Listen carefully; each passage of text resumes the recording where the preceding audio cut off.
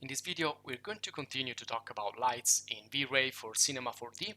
In the previous video, we experimented with a technique called 3-point lighting, and we created a photo set to insert a subject that we want to illuminate. And we saw that we can use these techniques for industrial design or packaging or advertising, or just to create photographic looking pictures. And in this video, again, we're going to explore more features and more tools and parameters that we can use with lights in different situations to simulate different scenarios. For example, we will see how we can create emissive materials, so create panels and TV screens. Also, how we can create kind of a TV set or movie set using some scenographic techniques. So you can see here again that our 3-point lighting is kind of the base that we can use, and then we can move on from there. And we also saw the different types of lights, like the omni light or spherical lights, but we will also create more effect using the spotlight and the IES effects or IES lights. So let's go here into the scene. I want to move into this kind of a TV set or talk show set, or could be anything actually, depending on how we use our objects, models, and lights. And I'm going to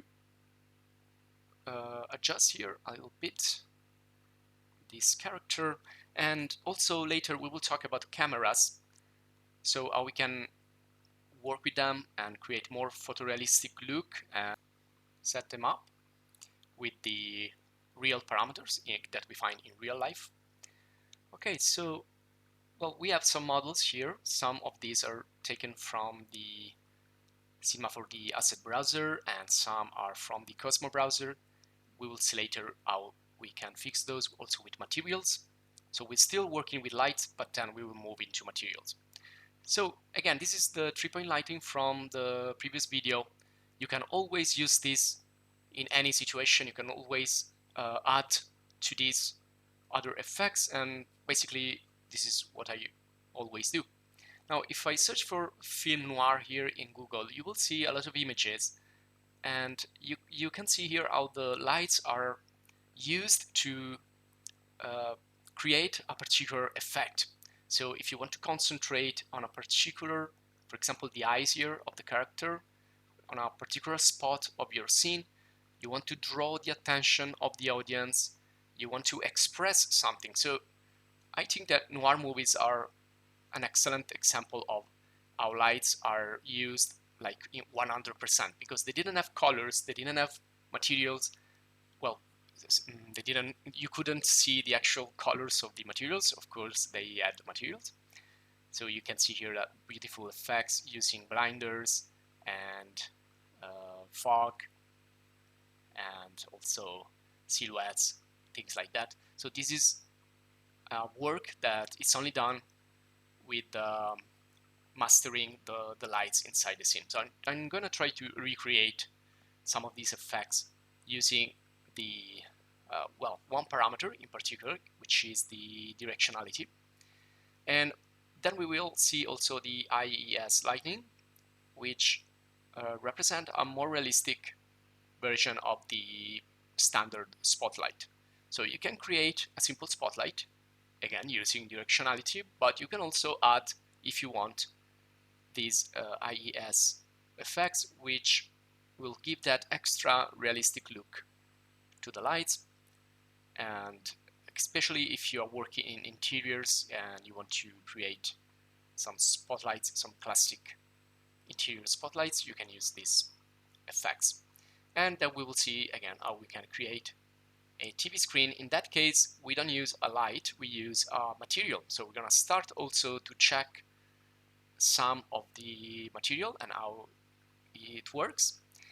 And also the projector. We will see how we can use a light to project a video or an image. And with the emissive material, we can also create effects like neon sign Or if you know the movie Tron, they have all these kind of emissive part in their suits and in their architecture, and it's really beautiful. But let's start. So let's start from the beginning. Right now I have a lamp that it's illuminating there. It's a proxy. So I will hide all the other lights so that we can again concentrate on what we are doing right now. So also I'm gonna expand here the Cosmos lamps, and I'm gonna deactivate the light source inside them, which by the way is a perfect example of how you can use lights inside models of lamps, of 3D models of lamps. So we will not use those, we will create our own. And I think that right now the scene will be very dark because I have deactivated all the lights. And let's see here. Let's start to check how the scene is going to look like. And as usual, I'm keeping tracks of all my changing in the history panel on the left, so I can see step by step what I'm doing, light by light, and study little by little my set here.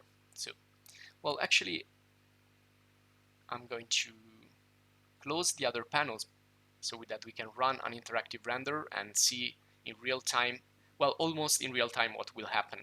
So here I'm placing a light in front of these characters, and you can see this looks like a TV screen. Looks like, well, also here the textures and the material don't look really nice.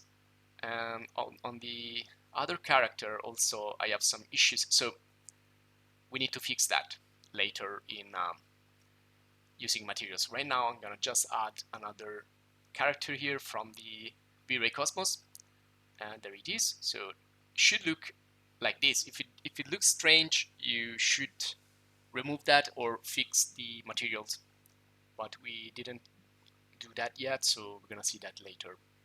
And I'm gonna move the light here. Okay, I'm gonna place it in front of this new character, and you can see here we are illuminating only with one area light or rectangle light. And I'm gonna rotate it and point it towards my character. And now I need to adjust the size. So I'm gonna click on these yellow dots here. I'm gonna make it thinner so I can simulate a really concentrated beam, and then I will show you how you can create blinders with this.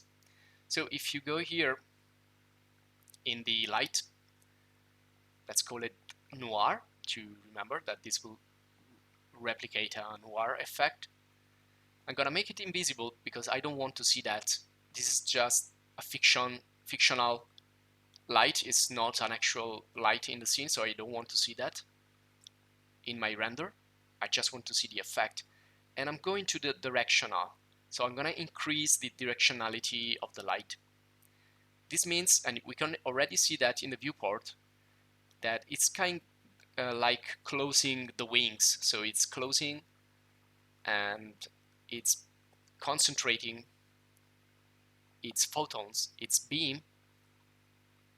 And look at the viewports there. So you can see how it gets concentrated, and so you need to decrease the intensity, otherwise it will be too bright. The more you increase the direction or directionality, the more intense that light beam will